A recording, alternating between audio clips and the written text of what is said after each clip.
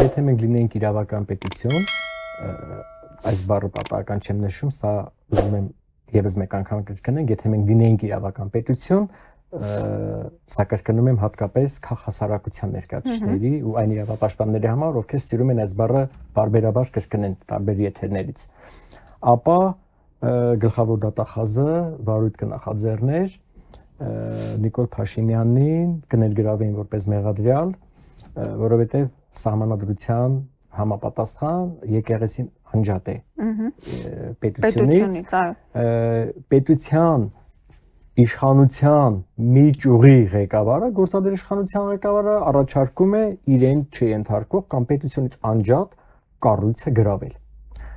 Բայց քանի որ մեր երկրում գլխավոր դատախազը ընդամենը Հակոբյան Աննայի կամ Փաշինյան Նիկոլի կամակատարն է, քննչական կոմիտեի նախագահը իրենց մոտ աշխատող է ընդամենը, ԱԱԾ-ում չգիտենք ինչ վիճակ է տիրում, ապա այս երկրում ինչպես վերջի տարիներն, այնպես էլ այսօր որոշումները կայացնում է մի հոգի, ով առավոտյան արտանալից, եթե դեղերը ուշացնում է, անմիջապես գրում է եկեղեցու մասին վերջի շրջանում, եթե դեղերը խմում է, կեսօրին է գրում եկեղեցու մասին։ Ես ասեմ, որ այդ մարդը անելու է, եկեղեցին գրավելու է։ Ես կասկած չունեմ, դա կանի ինքը անձամբ, թե ինքը իրեն ոճի մեջ կսադրի,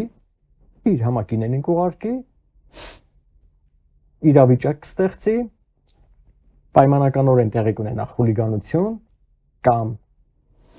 քաշքշոց, կդառնա դեպքի վայր, կժամանեն իրավապահները, բոլորին կտանեն բաժիններ, կսկսեն քննություն տանել եւ ինչպես ընդունված է հիմա, անձանց պաշտոնավարման կասեցումը, հա, մինչեւ քննություն ավարտեն, Նիկոլը կորոշի, որ վեհափառի պաշտոնավարումը պիտի կասեցնի մինչեւ քրեական վարույթի ավարտվելը։ Ես ասում եմ անհեթեթ մտքեր, բայց գիտենալով ում մասին եմ խոսում։ Արդեն մենք այնքան անհեթեթ բաներ ենք տեսել, այս ամենը տեղի կունենա։ Ես նույնիսկ չեմ ուզում ավելի վատ սցենարներ ասեմ, ես ուզում ներկայացնում եմ ամենաանհեթեթ, բայց քիչ կորուստներով սցենարն եմ ներկայացնում։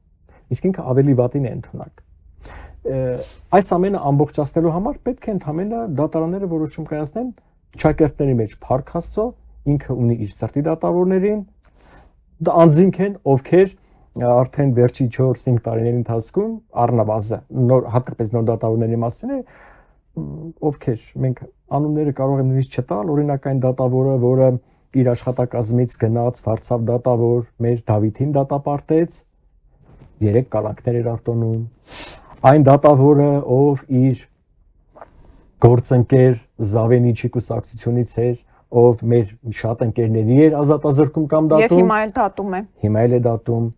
Այն դատավորը, որը դատում է հիմա Սասնածռերին, մյուս խմբին, նաև մարդ կալանավորում։ Անունները ուղղակի չեմ ուզում տան, որովհետև այդ անունները մեզ ոչինչ չեն տալու, իրանք մնալու են պատմության մեջ,